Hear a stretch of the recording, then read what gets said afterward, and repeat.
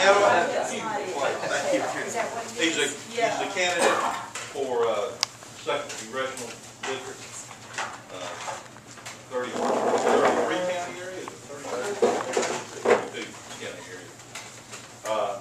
Anyway, it's my pleasure to introduce you, Mr. Speaker, and I'm really grateful that he stepped up. His motive for running for Congress was out of a true love for both our country and for our district.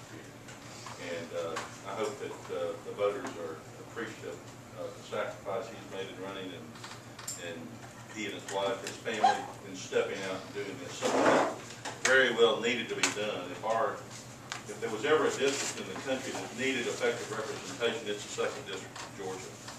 We've had a congressman in office for a number of terms who's just been ineffective. He's up there drawing a paycheck, and we need a real congressman up there that will represent us, not someone that represents the interests of California. But anyway, it's my pleasure to introduce Mike Keown.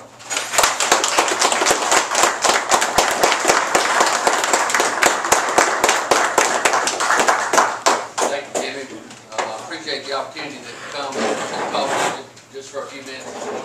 Before we get started, though, I just want to introduce somebody to you. We have somebody that's following me around pretty regular now. Is it Carter?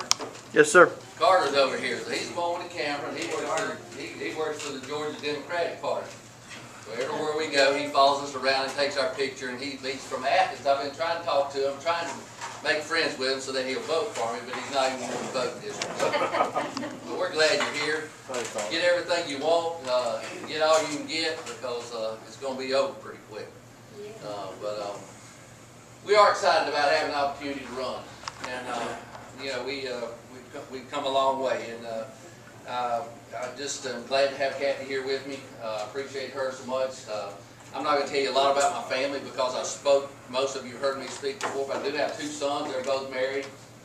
We have 3 grandkids. We just debuted, put up a new website. It's mykeown.com. You can take a look at that. It's a much improved website. It's got a lot more information on it, and we're excited about that. And I'll tell you a little bit more about my family and where I've come from if you'd like to take a look at that. But 13 months ago, we began a journey. And it happened when I was down in St. Augustine. And I'm going to tell you this, even though some of you have already heard it before. I was in St. Augustine last year, just kind of enjoying myself and not really worried about a whole lot of things. Down there with my Kathy and her 2 sisters and their husbands and all the in-laws and outlaws. And we were all there together, probably about 30 of us. And I was just enjoying myself, but it was in the midst of all the bank bailouts and the car buyouts and the stimulus bills and all those things. And as I watched the grandkids kind of playing around there, I got to wondering what kind of country they were going to have to grow up in. Were they going to have the opportunity like Kathy and I did? When we got married at 18, we didn't have anything.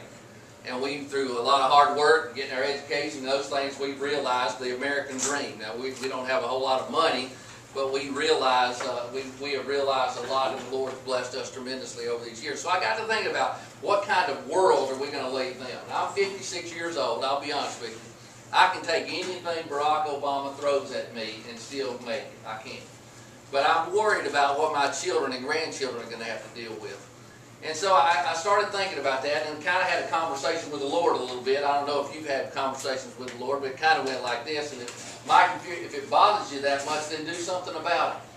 And so I'm like, well, what can I do? You know, I mean, I can't do anything about the president. He's there until 2012 when we get a new one.